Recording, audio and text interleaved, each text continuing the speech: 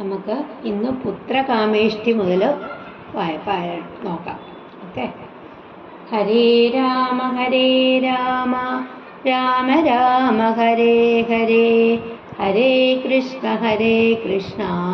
കൃഷ്ണ കൃഷ്ണ ഹരേ ഹരേ, ഹരേ രാമ രാമ രാമ ഹരേ ഹരേ, ഹരേ കൃഷ്ണ കൃഷ്ണ കൃഷ്ണ ഹരേ ഹരേ. വരികൾ 537 മുതൽ. തന്നുടെ ഗുരുവായ വസിഷ്ഠ നിയോഗത്താൽ മന്നവൻ ഭൈണ്ഡവകൻ തന്നെയും വരുത്തിനാൻ. ശാലയും പണി ചെയ്തു സരയൂ തീരത്തിങ്കൽ ഭൂലോകപതിയാകം ദീക്ഷിച്ചാനതുകാലം. അശ്വമേധാനന്തരം താപസന്മാരുമായി വിശ്വനായക സമനാകിയ ദശരഥൻ വിശ്വനായകൻ അവതാരം ചെയ്വതിനായി വിശ്വാസഭക്തിയോടും പുത്രകാമേഷ്ടി കർമ്മം ഋഷ്യശൃംഖനാൽ ചെയ്യപ്പെട്ടൊരാഹൂതിയാലേ വിശ്വദേവതാഗണം തൃപ്തമായതു നേരം ഹേമപാത്രസ്ഥമായ പായസത്തോടുകൂടി ഹോമകുണ്ഡത്തിൽ നിന്നു പൊങ്ങിനാൻ അഗ്നിദേവൻ. താവകം പുത്രീയ പായസം കൈക്കൊള്ളുക നീ ദേവനിർമ്മിതമെന്നു പറഞ്ഞു പാവകനും ഭൂപതി പ്രവരനു കൊടുത്തു മറഞ്ഞിതു. താപസാജ്ഞയാ പരിഗ്രഹിച്ചു നൃപതിയും ദക്ഷിണ ചെയ്തു നമസ്കരിച്ചു ഭക്തിപൂർവം. ദക്ഷനാം ദശരഥൻ ദക്ഷണം പ്രീതിയോടെ കൗസല്യാദേവിക്കർത്ഥം കൊടുത്തു നൃപവരൻ. ശൈഥിലാത്മനാ പാതി നൽകിനാൽ കൈകേകിക്കും. അന്നേരം സുമിത്രയ്ക്കു കൗസല്യാദേവി ദാനം തന്നുടെ പാതി കൊടുത്തിടിനാൻ മടിയാതെ. എന്നതു കണ്ടു പാതി കൊടുത്തു കൈകേകിയും മന്നവനത് കണ്ടു സന്തോഷം പൂണ്ടാനേറ്റം. നിയോഗം ച ആജ്ഞ. വൈഭണ്ഡകൻ, വിഭണ്ഡകന്റെ പുത്രൻ, അതായത് ഋഷ്യശൃംഗമുനി. സരയൂതീരം, സരയൂ നദിയുടെ കര. ഭൂലോകപതി, ഭൂലോകനായകൻ. ആഹൂതി ച ഹോമം. വിശ്വദേവതാഗണം, എല്ലാ ദേവന്മാരുടെയും ഹേമപാത്രസ്ഥ, സ്വർണപാത്രത്തിലിരിക്കുന്ന. താവകം പുത്രീയം, അങ്ങയ്ക്ക് സന്താനലബ്ധിക്ക് വേണ്ടിയുള്ളത്. പാവകൻ, അഗ്നി. ഭൂപതി പ്രവരൻ, രാജശ്രേഷ്ഠനായ ദശരഥൻ. താപസാജ്ഞയ, താപസന്റെ ആജ്ഞ അനുസരിച്ച് പരിഗ്രഹിച്ചു, സ്വീകരിച്ചു. ദക്ഷൻ, സമർത്ഥൻ. തക്ഷണം, ഉടനെ തന്നെ. അർത്ഥം പകുതി. ശൈഥില്യാത്മന, ചഞ്ചലമായിട്ടുള്ള മനസ്സോടുകൂടി, അതായത് കുലഗുരുവായ വസിഷ്ഠ മഹർഷിയുടെ നിർദ്ദേശപ്രകാരം രാജാവ് ഋഷ്യശൃംഖനെ വരുത്തി സരയൂ നദിയുടെ കരയിൽ യാഗശാല പണിയിപ്പിച്ച് രാജാവ് യാഗം ദീക്ഷിച്ചു. ആദ്യം അശ്വമേധയാഗം ചെയ്തിട്ട് ദേവതുല്യനായിട്ടുള്ള ദശരഥ മഹാരാജാവ് ശ്രദ്ധയോടും ഭക്തിയോടും കൂടി മഹാവിഷ്ണുവിൻ്റെ അവതാരത്തിനായിട്ട് പുത്രകാമേഷ്ടി എന്ന വൈദിക കർമ്മം നടത്തി.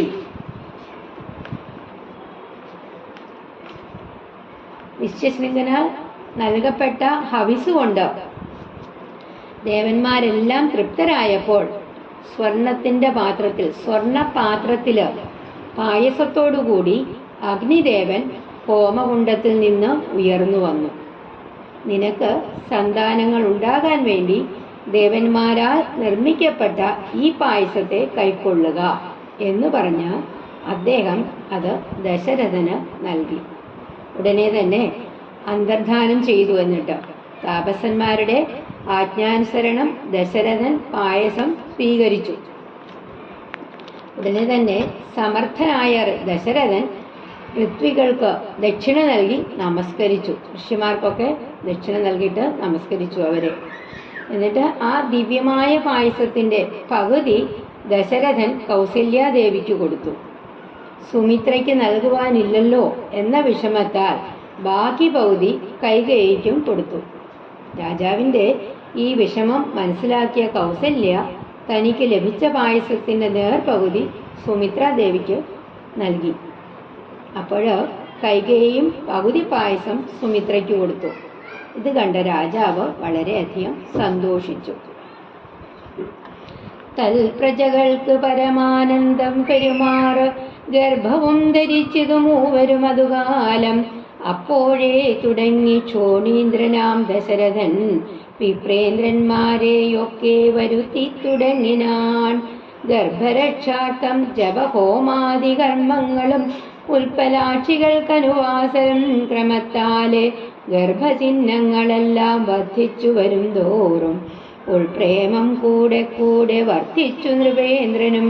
തൽപ്രണയിനിമാർക്കുള്ള ആഭരണങ്ങൾ പോലെ വിപ്രാതി പ്രജകൾക്കും ഭൂമിക്കും ദേവകൾക്കും അല്പമായി ചമഞ്ഞിതു സന്താപം ദിനംതോറും. അല്പഭാഷിനിമാർക്കും വർദ്ധിച്ചു തേജസേറ്റം സീമന്ത പുംസവനാദിക്രിയകളും ചെയ്തു കാമാന്തം ദാനങ്ങളും ചെയ്തു നരവരൻ.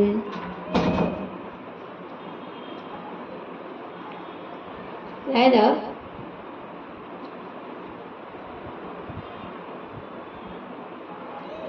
ഗർഭവും പരിപൂർണമായി ചമഞ്ഞതു കാലം. അർഭകന്മാരും 4 പിറന്നാരുടനുടൻ ഉച്ചത്തിൽ പഞ്ചഗ്രഹം നിൽക്കുന്ന കാലത്തിങ്കൽ അച്യുതനയോധ്യയിൽ കൗസല്യാർഭജനായാൻ. നക്ഷത്രം പുനർവസു നവമിയല്ലോ തിഥി. നക്ഷത്രാധിപനോടു കൂടവേ ബൃഹസ്പതി. കർക്കടകത്തിൽ അത്യുച്ചസ്ഥിതനായിട്ടല്ലോ. അർക്കനും അത്യുച്ചനുദയം കർക്കടകം. അർക്കജൻ തുലാത്തിലും ഭാർഗവൻ മീനത്തിലും വക്രനും ഉച്ചസ്ഥനായി മകരം രാശി തന്നിൽ നിൽക്കുമ്പോൾ അവതരിച്ചിടിനാൻ ജഗന്നാഥൻ. ദിക്കുകളൊക്കെ പ്രസാദിച്ചതു ദേവകളും പെറ്റിതു കൈകേകിയും പുഷ്യനക്ഷത്രം കൊണ്ടേ പിറ്റേ നാൾ സുമിത്രയും പെറ്റിതു പുത്രദ്വയം. ശോണീന്ദ്രൻ രാജാവ്, വിപ്രേന്ദ്രൻ ബ്രാഹ്മണ ശ്രേഷ്ഠൻ. ഗർഭരക്ഷയ്ക്ക് വേണ്ടിയിട്ട് ഉൽപ്പലാക്ഷികൾ സുന്ദരിമാര് അനുവാസരം ദിവസം തോറും സീമന്തം ഷോഡശ സംസ്കാരങ്ങളിൽ ഒന്ന് ആദ്യ ഗർഭത്തിന്റെ 4-ാം മാസം നടത്തുന്ന ആ കർമ്മം. പുംസവനം പുളികുടി, അതായത് ഷോഡശ സംസ്കാരങ്ങളിൽ നിന്ന് മന്ത്രോച്ചാരണത്തോടൊപ്പം ഒരു യവമണി, അതായത് വാൽ കോതമ്പ് യവമണിയും 2 ഉഴുന്നും ഗർഭിണി തൈര് ചേർത്ത് കഴിക്കുന്നു. ആൺ സന്താനത്തിന് വേണ്ടിയാണെന്നാണ് വിശ്വാസം.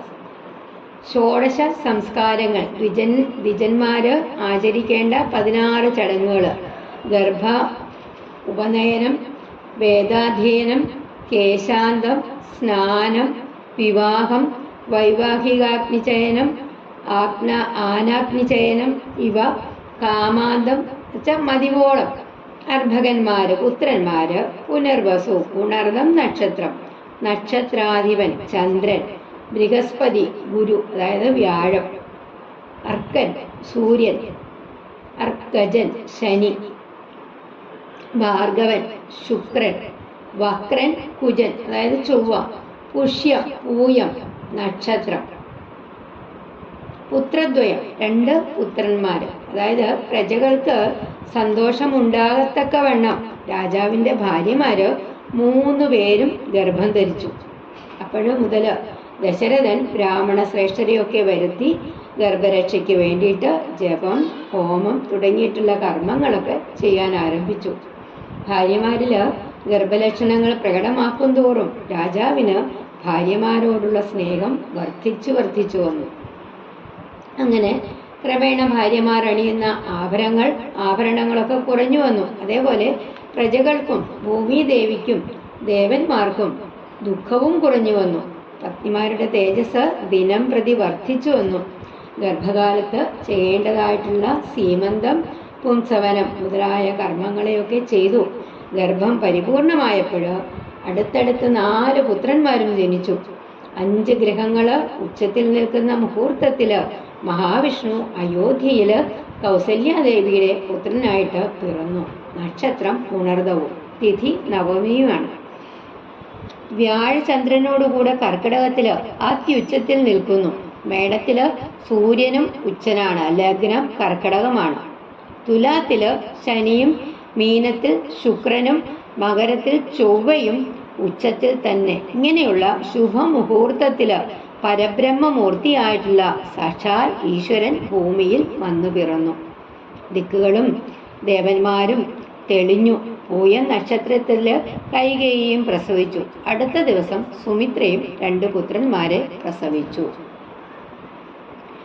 ഭഗവാൻ പരമാത്മാ മുകുന്ദൻ നാരായണൻ ജഗദീശ്വരൻ ജന്മരഹിതൻ പത്മേക്ഷണൻ ഭുവനേശ്വരൻ വിഷ്ണു തന്നുടെ ചിഹ്നത്തോടും അവതാരം ചെയ്തപ്പോൾ കാണായി കൗസല്യയ്ക്കും സഹസ്രകിരണന്മാരൊരുമിച്ചൊരു നേരം സഹസ്രായുധമുദിച്ചുയരുന്നതുപോലെ സഹസ്രപത്രോദ്ഭവനാരദ സനകാദി സഹസ്രനേത്രമുഖ വിഭോന്ദ്രന്മാരാലും വന്ധ്യമായിരിപ്പോരു നിർമ്മല മകുടവും സുന്ദര ചികുരവും അളക സുഷുമയും കാരുണ്യാമൃതരസ സമ്പൂർണ നയനവും ആരുണ്യാംബരപരിശോഭിത ജഗനവും ശംഖചക്രാബ്ജഗദാ ശോഭിത ഭുജങ്ങളും ശംഖസന്നിഭ ഗളരാജിത കൗസ്തുഭവും ഭക്തവാത്സല്യം ഭക്തന്മാർക്കു കണ്ടറിവാനായി വ്യക്തമായിരിപ്പോരു പാവന ശ്രീവത്സവും കുണ്ടലവും മുക്തഹാര കാഞ്ചി നൂപുരമുഖ മണ്ഡലങ്ങളും ഇന്ദുമണ്ഡലവദനവും പണ്ട് ലോകങ്ങളെല്ലാം അളന്ന പാദാബ്ജവും കണ്ടുണ്ടായോരു പരമാനന്ദത്തോടും മോക്ഷതനായ ജഗത്സാക്ഷിയാം പരമാത്മാ സാക്ഷാൽ ശ്രീനാരായണൻ താനതെന്നറിഞ്ഞപ്പോൾ സുന്ദരഗാത്രിയായ കൗസല്യാദേവിതാനും വന്ദിച്ചു തരുതരെ സ്തുതിച്ചു തുടങ്ങിനാൾ.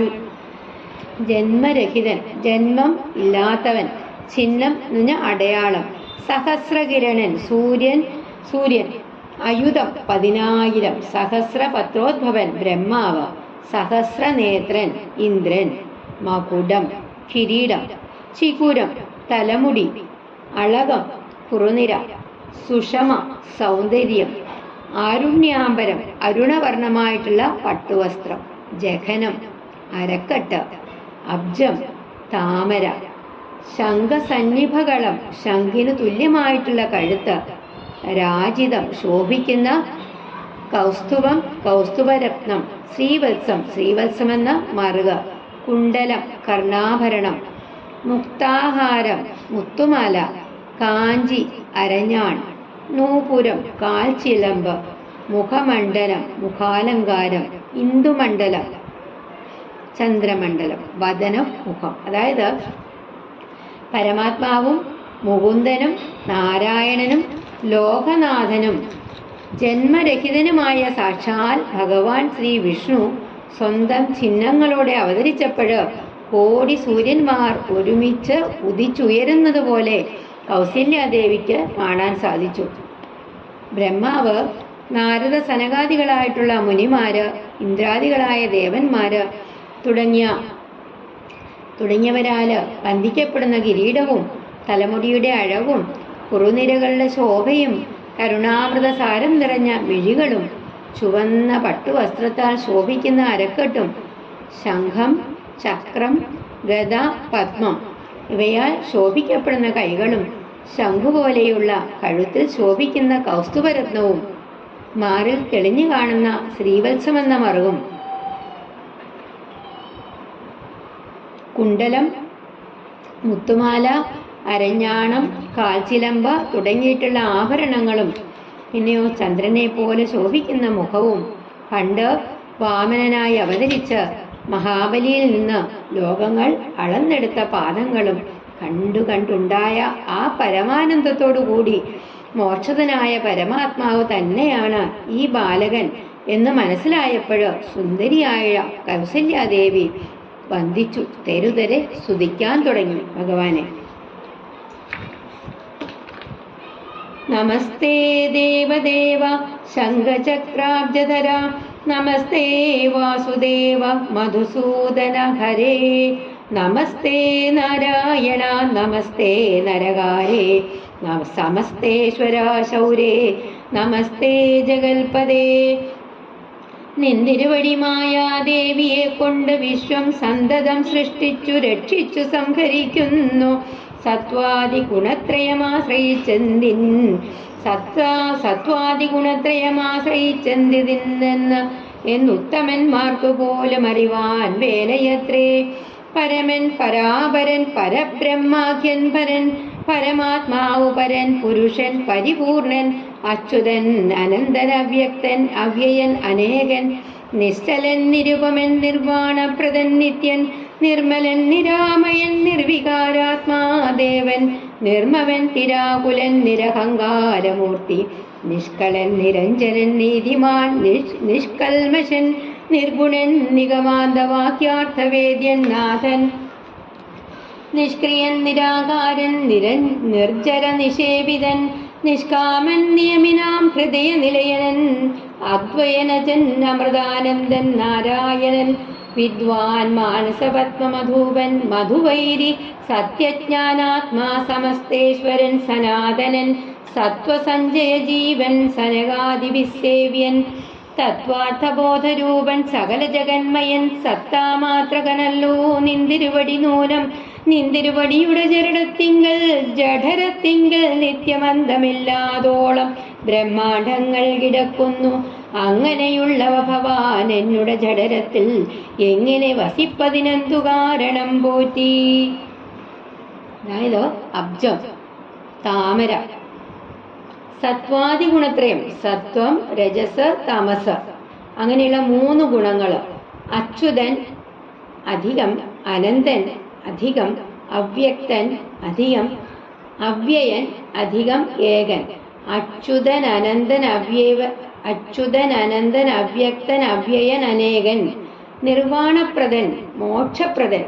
നിഗമാന്തം വേദാന്തം. നിഗമാന്ത വാക്യാർത്ഥവേദ്യൻ വേദാന്ത വാക്യങ്ങളാൽ അറിയപ്പെടേണ്ടവൻ. നിഷ്ക്രിയൻ ഒന്നും പ്രവർത്തിക്കാത്തവൻ ബ്രഹ്മം. നിരാകാരൻ രൂപമില്ലാത്തവൻ. നിർജ്ജരന്മാർ ദേവന്മാർ.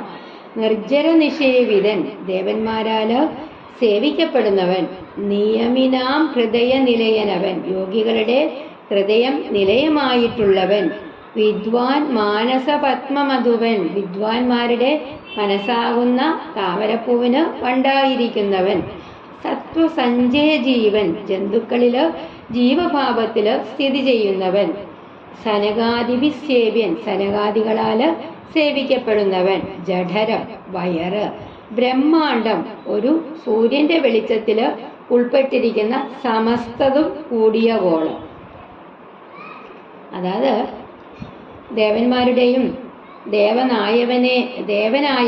ദേവന്മാരുടെയും ദേവനായവനെ, ശംഖം ചക്രം പത്മം അങ്ങനെ എന്നിവയൊക്കെ ധരിച്ചവനെ അങ്ങേയ്ക്ക് നമസ്കാരം.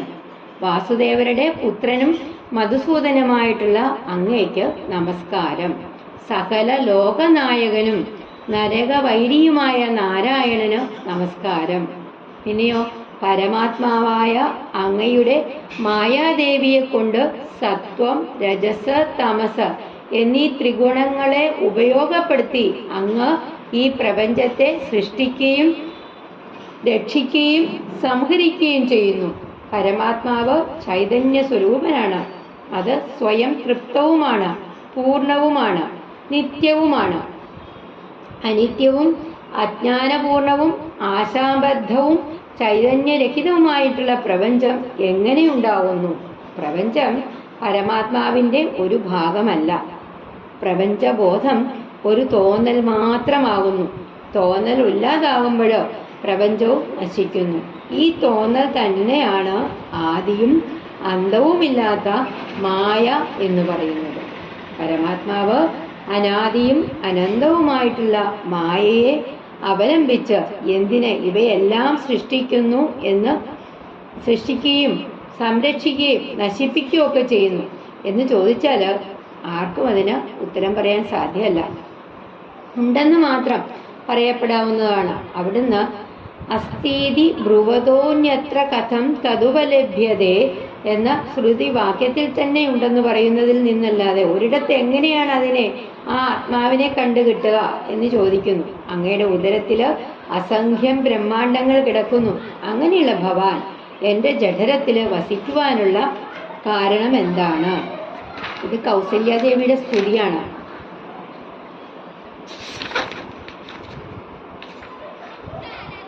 ഭക്തന്മാർ വിഷയമായുള്ളൊരു പാരവശ്യം വ്യക്തമായി കാണായി വന്നു മുക്തയാം എനിക്കിപ്പോൾ. ഭർത്തൃപുത്രാർത്ഥകുല സംസാര ദുഃഖാംബുധൗ നിത്യവും നിമഗ്നയായത്യർത്ഥം ഭ്രമിക്കുന്നേൻ.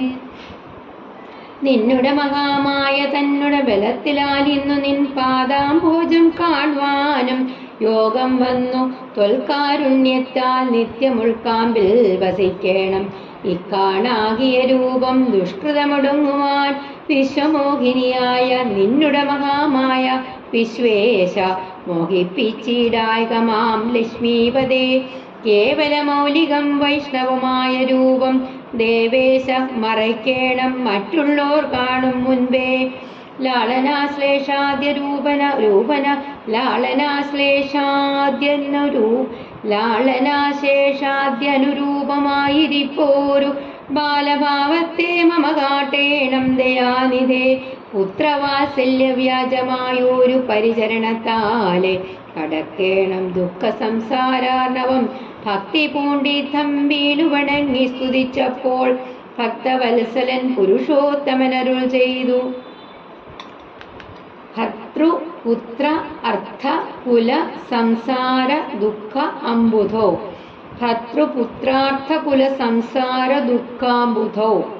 ഭർത്താവ്, പുത്രന്മാര്, സമ്പത്ത്, കുടുംബം ഇവയാകുന്ന സംസാര ദുഃഖ സമുദ്രത്തിൽ നിമഗ്നയായി മുഴുകി ത്വൽക്കാരുണ്യത്താൽ അവിടുത്തെ കാരുണ്യം കൊണ്ട് മോഹിപ്പിച്ചിടായകമാം എന്നെ മോഹിപ്പിക്കരുത്.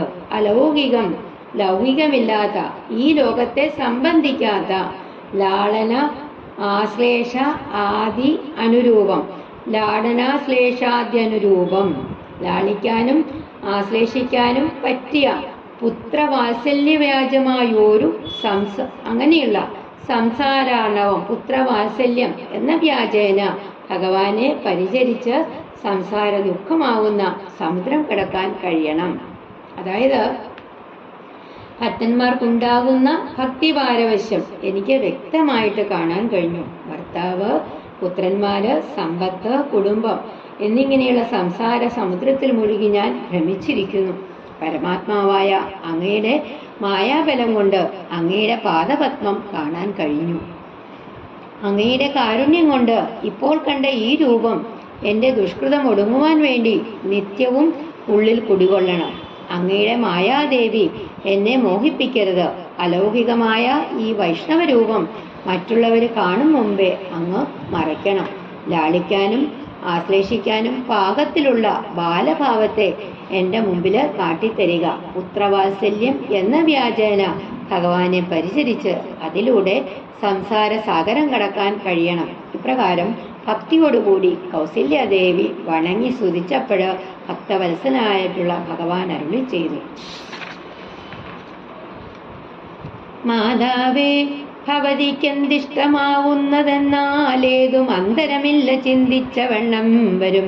ദുർമതം വളർന്നോരു രാവണൻ തന്നെ കൊന്ന് സമ്മോദം ലോകങ്ങൾക്കു വരുത്തിക്കൊള്ളുവാൻ മുന്നം ബ്രഹ്മശങ്കര പ്രമുഖാമര പ്രവരന്മാർ നിർമ്മല പദങ്ങളാൽ സ്തുതിച്ചു സേവിക്കയാൽ മാനവവംശത്തിങ്കൽ നിങ്ങൾക്കു തനേനായി മാനുഷവേഷം പൂണ്ടു ഭൂമിയിൽ പിറന്നു ഞാൻ. പുത്രനായി പിറക്കണം ഞാൻ തന്നെ നിങ്ങൾക്കെന്ന് ചിത്തത്തിൽ നിരൂപിച്ചു സേവിച്ചു ചിരകാലം. പൂർവജന്മനി പുനരതു കാരണം ഇപ്പോളേവം ഭൂതകമായ വേഷത്തെ കാട്ടിത്തന്നു. ദുർലഭം മദ്ദർശനം മോക്ഷത്തിനായിട്ടുള്ളോരൊന്നില്ലല്ലോ. പിന്നെയൊരു ജന്മ സംസാര ദുഃഖം എന്നുടെ രൂപമിതം നിത്യവും ധ്യാനിച്ചു കൊള്ളുന്നാൽ വന്നിടും മോക്ഷം ഇല്ല സംശയമേതും. യാതൊരു മർത്യനിക നമ്മിലെ സംവാദമിതാതരാൽ പഠിക്കതാൻ കേൾക്കതാൻ ചെയ്യുന്നതും സാധിക്കും. അവനു സാരൂപ്യമെന്നറിഞ്ഞാലും ചേതസി മരിക്കുമ്പോൾ മത്സ്മരണയുമുണ്ടാം.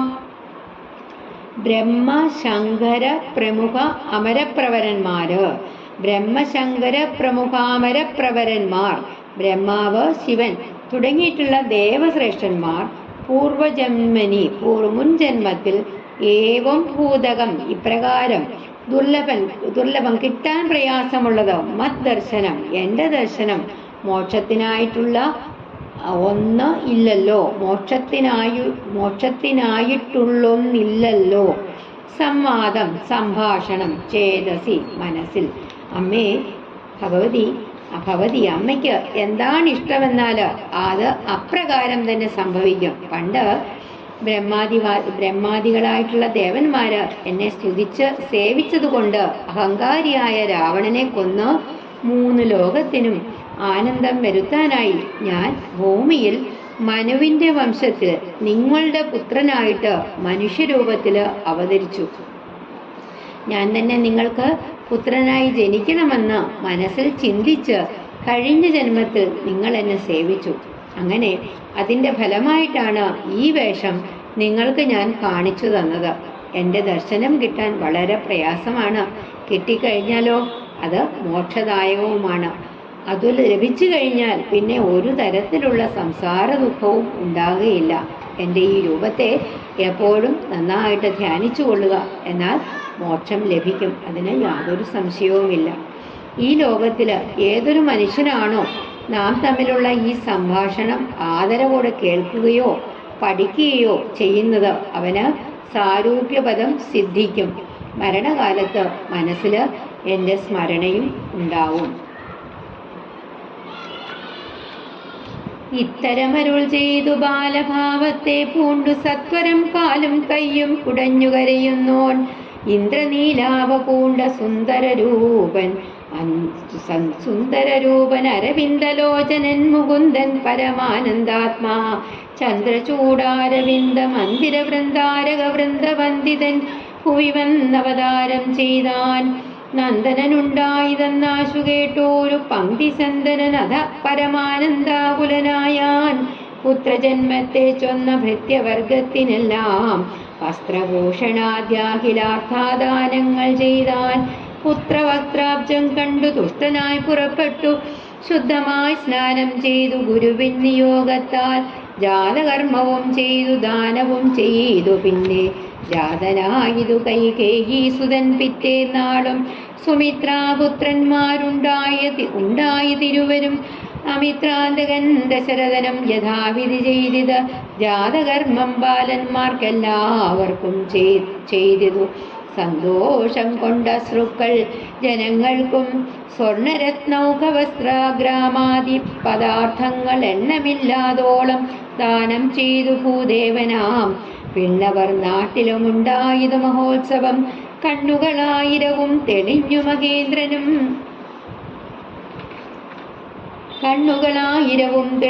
മഹേന്ദ്രനും.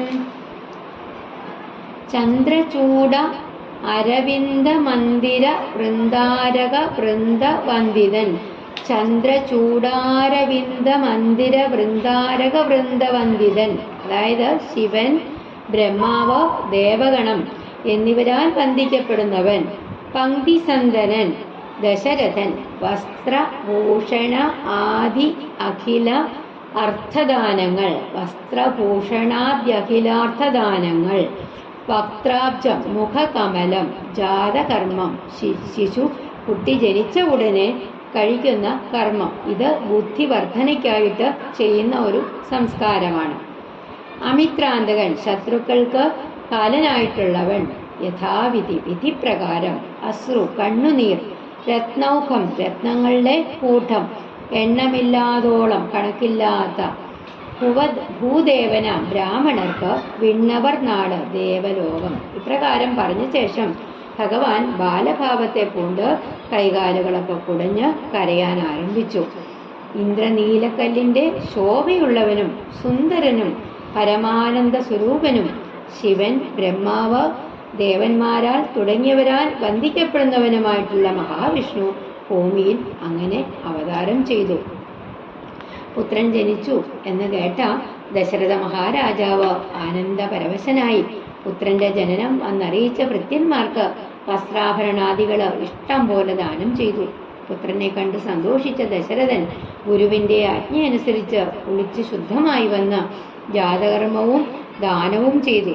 അടുത്ത ദിവസം കൈകേയിയുടെ പുത്രൻ ജനിച്ചു. സുമിത്രയ്ക്ക് 2 പുത്രന്മാരും ജനിച്ചു. ശത്രുക്കളിലെ അന്തകനായിട്ടുള്ള ദശരഥൻ പുത്രന്മാർക്കെല്ലാം യഥാവിധി ജാതകർമ്മം ചെയ്തു. ഗ്രാമങ്ങളൊക്കെ ദാനം ചെയ്തു. ദേവലോകത്തും വലിയ ആനന്ദമുണ്ടായി. ദേവേന്ദ്രന്റെ 1000 കണ്ണുകള് പ്രകാശിച്ചു.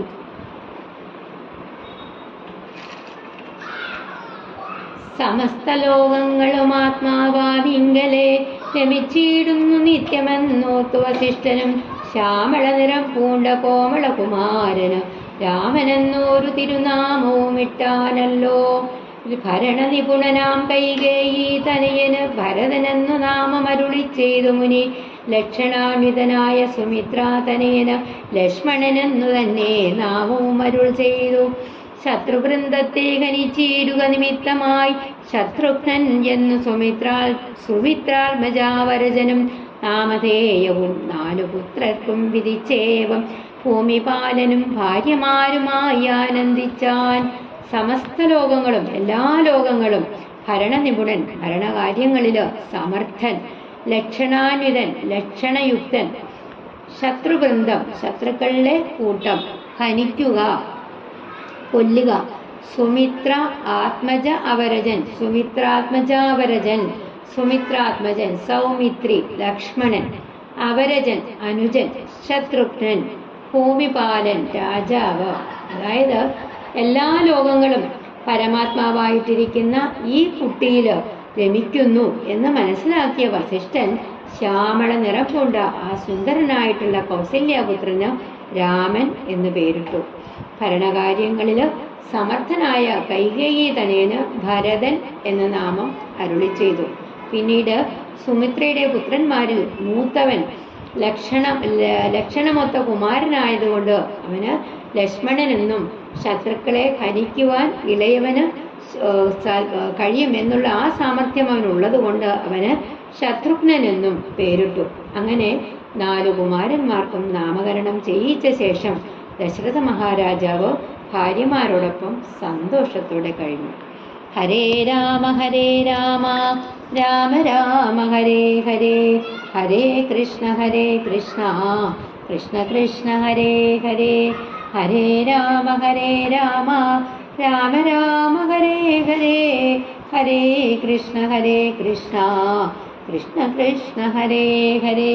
ശ്രീ ഗുരുവായൂരപ്പ ശരണം.